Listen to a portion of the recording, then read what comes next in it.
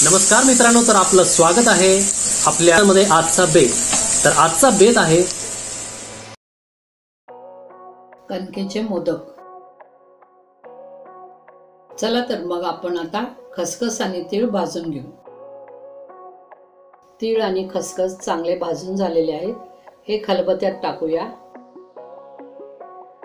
जाडसर कुटून घेऊ।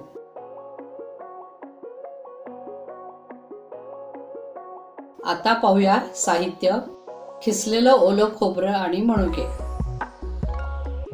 ड्रायफ्रुट्स बारीक करून घेतलेले, मगाशी कुटलेलं तीळ आणि खसखस, ऑर्गॅनिक गुळाची पावडर। गॅसवर आपण नॉनस्टिक कढई ठेवलेली आहे, त्यामध्ये 2 चमचे तूप टाकायचं। यामध्ये किसलेलं खोबरं आणि मनुके परतून घेऊ।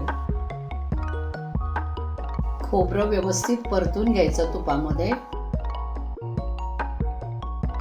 एक 5 मिनिटं व्यवस्थित परतून घेतल्यावर त्याच्यावर गुळाची पावडर टाकून ते पण व्यवस्थित परतून घ्यायचं।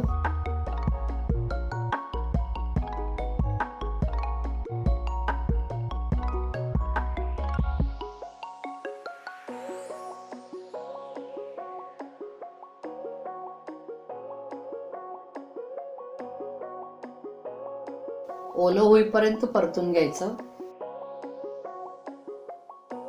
गूळ आणि खोबरं इथं व्यवस्थित परतून झालेलं आहे, त्याचा रंग चॉकलेटी आलेला आहे पहा। यानंतर आपण यामध्ये खसखस आणि तिळाची पावडर टाकूया।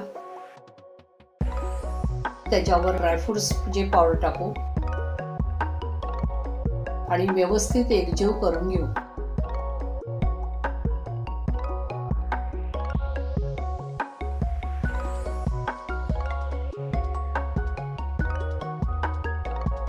सारण हे मस्त मिक्स झालेलं आहे।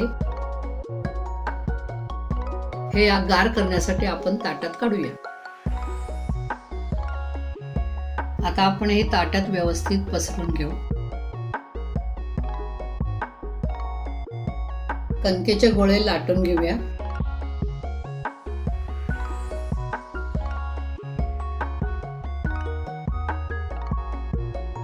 इडलीच्या प्लेटला मी तेल लावून घेतेय।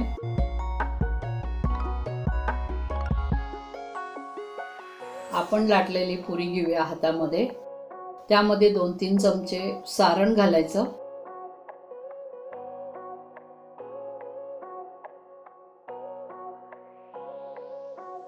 आणि मूठ आवळत घड्या पाडायच्या।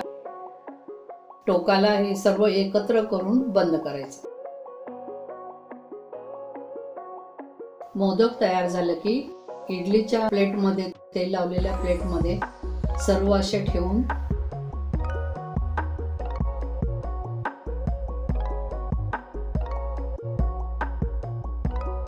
उकडायला ठेवायचे।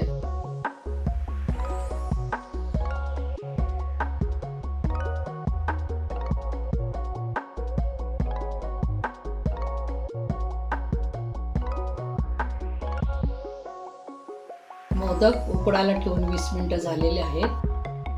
अरे वा, मस्त झालेत आपले हे कणकेचे मोदक तयार आहेत।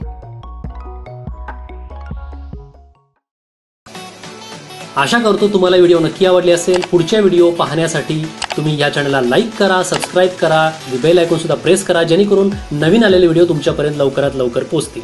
धन्यवाद।